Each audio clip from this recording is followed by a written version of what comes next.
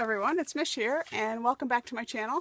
If you're new, thanks for stopping by, and if you are returning, welcome back. Today I'm going to be doing the next day in my, I had to think for a minute what I'm actually doing, in my Junk Journal July challenge. The prompts were set by Mag Journals and it is a 31-day challenge. I've also added a bit of a twist, and I have been doing some affirmations. So if you haven't been following me, you can check out the rest of my videos in the playlist Junk Journal July 2024.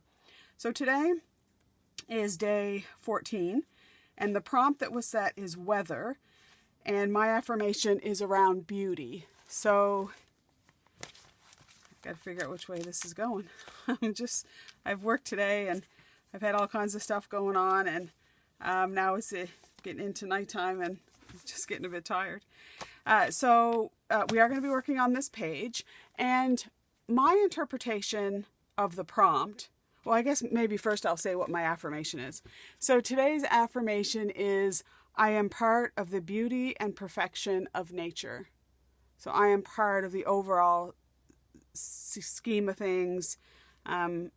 Yeah, so I kind of really like that. It makes me feel sometimes that I'm not alone, that I am part of the bigger picture of all things, the cycle of life and growth, I guess. So yeah, so that's my affirmation. So like I said, my take on the prompt, weather, is more of the verb to weather, or something that's weathered. So what I did is I took some paper and I made it into faux leather, sort of like a weathered leather, and I just love it. So I loved it so much that I actually then made a great big piece. It doesn't really translate a lot in this in the video, but it just feels like leather, and it's awesome. So what I'm thinking that I'm going to do towards the end of the month, because I know what's going to happen is that as my journal starts getting bigger and bigger, what I'm going to do is just add some more score lines so that my front page will actually become a bigger spine. And then what I'm thinking I'm going to do is add a flap on the back with a magnet that'll make the closure. So I don't want to really do anything until more towards the end of the month, when I kind of know how fat this thing is going to be. But what I'm thinking that I'm going to do is I'm going to make it like a leather-bound journal. And I think that will look so cool. But what I did for today's day is I made a little piece, and then I'm going to make just like a little policy envelope, or just a little envelope, I guess, a little pouch, and it kind of feels like a pouch. So I thought that I would just, if you don't know the steps, and this is the way I do it, you can also do it with glycerin, you can do it with stuff that you can buy that squirts, and I forget what it's called, but the way that I do it is I just take a paper bag, some craft paper bag. Now, the thinner it is, the less I think it's as effective. So the bag that I use is like the one that you used to get at Michael's. So I don't think they have them anymore. So it's kind of a heavier kind of bag. But for the sake of the demonstration, I'm going to use this bag, this piece of, this just came off my National Geographic. So what you're going to do, if you don't already know the process, is you're just going to crumple the paper all up. You're going to get some good crumples. And that's why I think that the kind of heavier weight, the better that it does crumple. But so once you've got some good crumples, then you're just going to spritz your paper a little bit. So just give it a little bit of spritzing. And then you're going to crumple that up again. Okay, and then you're going to take some hair conditioner, not a 2-in-1 or not shampoo, but just a little bit of conditioner, and you're just going to condition the paper. And I think that this is a really important step. And now you want to do this with your hand and just massage it in, and you want to make sure it all gets covered, but you don't really want to keep like big clumps of it on there. So that's why you really want to get that set in and cover the whole surface. And then once you've got that whole surface done, then you're just going to let that air dry just a few minutes. It doesn't really need a lot of drying at this stage. And then let that dry. Pretend that that's dried for a few minutes, and then you're going to crumple it again and make that good and crumpled. And then you want to do this with old ink pads, but you're going to take your what I did. I've got this old distress one, or a vintage photo. I took a little bit of rusty hinge and some fired brick, and I took I don't have walnut stain in the ink pad. I got to get some more, but I just took some darker browns. So this one here is the Stampin' Up! Chocolate chip, and that's early espresso. The things that are better with the Distress Oxide, or why it's a little bit better with Distress Oxides, is because once you get your color down, you're going to spritz again and then just let it air dry. And what the spritzing does, because the oxides are water reactive, it just kind of moves the ink around a bit. And these inks really aren't as reactive as the Distress Oxides. But once that's dry, then you're just going to take your ink pads and just go over it and just kind of work it around. Okay, and then I always put the lightest ones down first, so the vintage photo would go first and kind of fill in that background. And then I just do a little very gentle with the fired brick. It's almost like I'm just barely doing it. If you do it a lot harder than that, it lays down the color, I find, a little bit too thick. And then I just wanted a little bit of fired brick. And then just to get those deeper contrasts, I then took these ones here, and you can see how that really pulls that out now.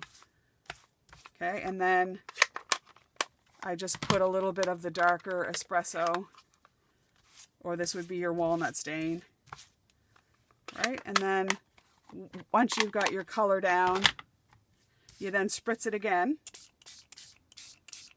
And you can see even now as we're doing that, it's just starting to move that ink around, which is fantastic. And then you really want to let this dry. So if you're thinking that you're going to want it straight away, then you just can't. So you've got to let that dry. So I'm going to set that aside. And then once it's dry, so pretend this is your dry bit, this is all dry, then you want to cover it with something. So you could use Mod Podge. What I use is just cheap glue that I get at the dollar store. What I find sometimes with Mod Podge, it can leave a bit of a tacky or sticky feel sometimes. Well, this cheap glue, which is probably half water, and which is what Mod Podge is anyway. So I just put that in, I have a little container that I keep here, and a little paintbrush. So once it's completely dry, then I just paint it on with the glue, and then again I let it dry, and this is what we get. It just feels lovely. And I wish the video picked it up better, but if you've done this before, you kind of know that it's pretty cool. It kind of does feel like old leather. If you were going to use it, you could put material on the back of it, but yeah, so that's what we're going to use today. And I've got the steps here, which is just what we talked about, and I will put it in the description box below, just in case you wanted to try it yourself. But before I get my pouch down, I did want to just cover this up a little bit because I do. But I guess first of all, I'll show you how to do the pouch. So for the size that I used my paper is 12 by 4 3/4, and on the scoreboard, let me see if I got paper here somewhere. Here we go. And then on my scoreboard, so if it's 12, 4 3/4 by On the 4 3/4 side, I scored at a half, and I scored at 4 1/4. Okay, so that just gave me this little score line here. Now, whatever you're using, the size might not fit yours, but just something to bear in mind is that whatever size that you want, so I wanted mine to be 3 3/4, you just add an inch for your sides, and then you score at a half an inch on each side. And that's basically that score. And then for this one here, on the 12-inch side, I scored at 2 1/2 on the 12-inch side. I scored at 2 1/2, and I think it was 8 1/4. And that was just for my paper. So, and then I scored it here and here. Now what you're going to do is you're going to cut the bottom strips off. Okay, and I just kind of angle that a little bit. And then I'm going to cut my other side off. These are going to be underneath your flap there. So those aren't going to be seen. What is going to be seen is this little angle cut that I'm making now. Okay, and then we want to cut the top off it. Okay, so just an angle cut and cut the top off it. So whatever size that you're going to use for any, it's going to look like this. Okay, so you're going to cut off all those strips on the bottom and angle it up. You're going to cut down from the top and angle it down, right? And then you're just going to fold that up and fold that down. And I have about a half an inch of overlap. And then I just took my corner rounder and I just rounded my corners. Okay. And then that's what gave me this pouch here. So then what I'm going to do is I'm just going to glue down. First of all, though, I want it, because this was a paper bag, I got that on the inside. So I had a little, which is probably gone walkies now, I had a little piece of paper, there it is, that I wanted to glue on the inside so that when it's closed, yeah, so I'm just going to use a little bit of Fabri-Tac because I really don't want the paper to warp, and your PVA glue will warp your paper. So I just want to get, I'm just going to put some glue on the flap there. I can get my glue working. And then just down a bit, however far that comes down. That comes down to about there. So I'm just going to get that down. And right close to the edge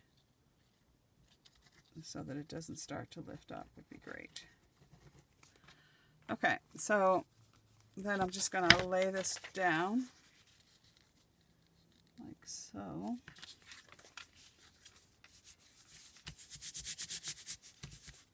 And doesn't that look rich? I like it.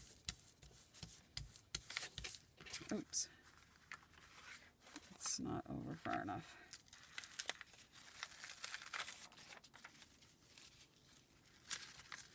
Fighting here. Okay, is it lined up there? I think that's pretty good.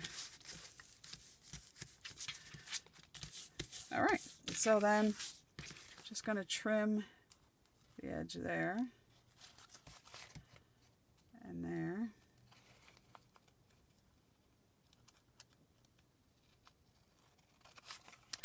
But you know, before I put this down, I guess it doesn't really matter, I made a little closure that I'd like to actually be hidden. So I tell you, when you're tired, it just seems like everything. Okay, so I'm going to put this as a closure, this little brad here. And then I'm putting one on the back, which you're not going to see. Okay, so let's just go back to square one for a minute and put this Fabri-Tac down. We were supposed to have a heat warning today, but I didn't find it that. It was a little bit muggy, but it didn't really bother me today. I think it was about 35 here. But I know some of you, especially down south of me here, we're having some really severe heat and humidity. I don't know how you guys, I don't know. I give it to you because it's just so hard to live through. We had some flash floods again yesterday with down by Wanda, where you live, down the valley. So there was one fatality, unfortunately. You know, we never had a problem with flash flooding, like the way we've had in the last year. And I've lived in this province for many, many years. Many years. I won't even age myself, but more than 50 years. So, yeah. But today, the weather, there's been no rain in Halifax. There wasn't any rain, or not much rain in Halifax yesterday either. Okay, so then that's going to be the inside. And then that, you're not going to see the rest of the pouch. So I'm going to put my other little bit for my closure, which will become evident in a minute. Get that in there. Okay. And then I'm just going to glue down my sides here. And this I can just use normal glue. I do want to stay close to the edge though. And I'm just using Elmer's Glue All, not the school glue. I'll just put that down a little bit. And then I'm just going to press that down. So then we have this cute little pocket, envelope, pouch, whatever you want to call it. It's really cute. That just feels like weathered leather. So that's kind of my take on the weather prompt.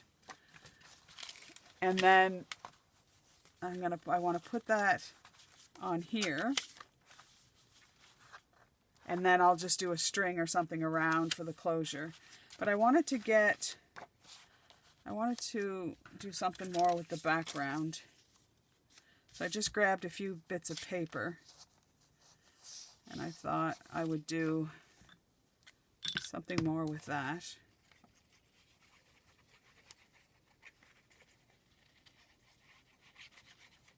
All right. And I really appreciate all your guys' comments. And it's been motivating me because I was starting to lose my mojo a little bit. I was thinking, holy smokes, it's just getting halfway through the month. Am I going to be able to keep up this marathon? But it's all good. So thank you so much for taking the time. My channel has been growing, so I'm happy about that. And if there's anything that you'd really like to have me try to do or talk about, or feel free to let me know if I can do it. Okay, and this is just an old weathered, I don't know, is weathered aged? Because I know another prompt is aged too, so, but this is a weathered piece of an old book of Wuthering Heights. Okay, so I'm just going to trim this off. Like so.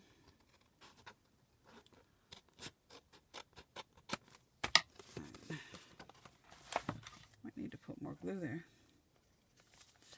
Okay, so then that's going to be part of the background. And then I was thinking, what about something a little bit colorful? Yeah, I like that. And a lot of these are just scraps that I had from a DigiKit or just cut-offs. I kind of like that purpley color. Okay, so there's the background, which I like that. And then that will suit my little pouch, I think. So let me try to find some twine. I should have had some of that prepared. I just get some of my twine from Michael's. I think I'll just use a little bit of this. I think this came from Michael's. Not sure. We don't have a lot of options here in Halifax for craft supplies. So there's basically Michael's and Atlantic Fabrics has some stuff. Down the valley there's Kelly, my stamping studio, but it's more stamps and paper and stuff like that. It's not like kind of artsy stuff. Okay. I'm just going to tie that around there. Like so. Gosh, I've been so busy today with stuff that I'm almost ashamed to say I had popcorn for supper. Though I do love popcorn. Okay, and then just to close it, we would just kind of do our wrap around however we want to do it. Okay. So then I made just a couple things to go in the pouch. So I have my little card that has my affirmation. I am part of the beauty and perfection of nature. So I just made this with a bunch of scraps and stuff. So that can go in the pouch. And then I just made another little card today, this afternoon, to kind of go in the pouch as well. So we can stick that maybe in the back, the little tag sticking up. Okay, and then I've just got a little tag that can go in our pouch. And then we can close our pouch. And I think just to stick it on the page, I am going to use some score tape. I just find that it holds better. And I think that is just a lovely addition to a junk journal. And you could, if you wanted to, just do the two sides and the bottom and have that as a pocket too. But I think because the pouch is going to be quite bulky with the stuff that's in it, that I'm fine not to have another pocket. I mean, there's a point that your journal just can't hold everything that you can, with every pocket and every tuck and every flip and all this stuff. There comes a breaking point, I think, sometimes. So I'm happy with this, though. I'm just gonna put that along there. And then that should hold that well and stick it well to the page. And then I just have my pokey tool. So yeah, so I hope you, if you've not tried it, to give it a go. And like I said, use an older stamp pads if you have them. I didn't find that contaminated mine, or not that to any point that, you know, it wasn't gonna, my ink pads weren't gonna work, but I guess there is the potential for that. Okay, and then this is right side up, right? Okay, and then I'm just gonna center that on my page. Press it down well. Front and back. And there we go. We got an awesome little pouch. I also did it in like a pink, which it's showing up on video like this fuchsia craziness, but I thought, well, yeah, that might be nice if you've got a partial for pink. And then I just made a little notepad of this one, and I did try it in blue, but I think I have the blue. Yeah, it didn't turn out well at all. But I think if I worked it a bit more, it just was too brown in the background, which I didn't like. But the other thing with this, I actually might use that side. I don't think I put enough conditioner in. I think I just kind of was spotty with it, and you don't want to overload the paper with heaps of conditioner, but you really do want to work it in, because that's what kind of softens your paper. But yeah, so I hope you've enjoyed this little tutorial, and until tomorrow, I hope you stay safe and well, and bye for now.